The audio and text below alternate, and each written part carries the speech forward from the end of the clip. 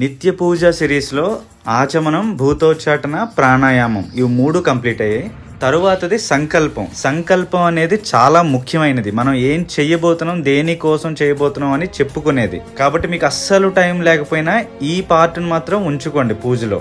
ప్రాణాయామం తర్వాత పరమేశ్వరుడికి నమస్కారం చేసుకుంటూ ఇలా చెప్పుకోవాలి: మమ ఉపాత్త సమస్త దురుతక్షయ ద్వారా శ్రీ పరమేశ్వర ప్రీత్యర్థం అస్మాకం సహ కుటుంబానాం క్షేమ స్థైర్య విజయ అభయ ఆయు ఆరోగ్య ఐశ్వర్యాభివృద్ధ్యర్థం వేద సాంప్రదాయాభివృద్ధ్యర్థం శ్రీ ఉమామహేశ్వర పూజాం కరిష్యే.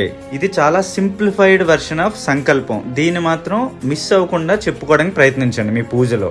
దీని అర్థం ఏంటంటే, మమ ఉపాత్త సమస్త దురుతక్షయ ద్వారా, మమ అంటే నా చేత, ఉపాత్త చేయబడిన, సమస్త దురిత అన్ని పాపములు, క్షయార్థం నాశనమైపోవడానికై, శ్రీ పరమేశ్వర ప్రీత్యర్థం అవన్నీ నాశనమై పరమేశ్వరుని ప్రీతిని పొందడానికై, అస్మాకం నేను, సహ కుటుంబానం నా కుటుంబంలో వాళ్ళందరికీ కూడా, ఆయుష్ ఆరోగ్యం ఐశ్వర్యం అన్నీ వృద్ధి చెందడానికై.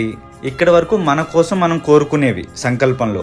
వేద సంప్రదాయాభివృద్ధ్యర్థం ఇది ప్రతి హిందువు తన పూజలో యాడ్ చేయాలి. ఎందుకంటే మనం చేసే పూజ ఫలితంలో ఎంతో కొంత ఈ వేద సాంప్రదాయాన్ని అంటే సనాతన ధర్మాన్ని నిలబెట్టడంలో ఉపయోగపడాలి అని. ఇవన్నీ జరగడం కోసమై శ్రీ ఉమామహేశ్వర పూజాం కరిష్యే. నేను ఉమా సమేతుడైన మహేశ్వరుడు అంటే ఆ పరమేశ్వరుని పూజ చేస్తున్నా అని చెప్తూ కుడి చేతి ఉంగరం వేలుతో మీ పంచపాత్ర ఉన్న నీటిని ముట్టుకోవాలి.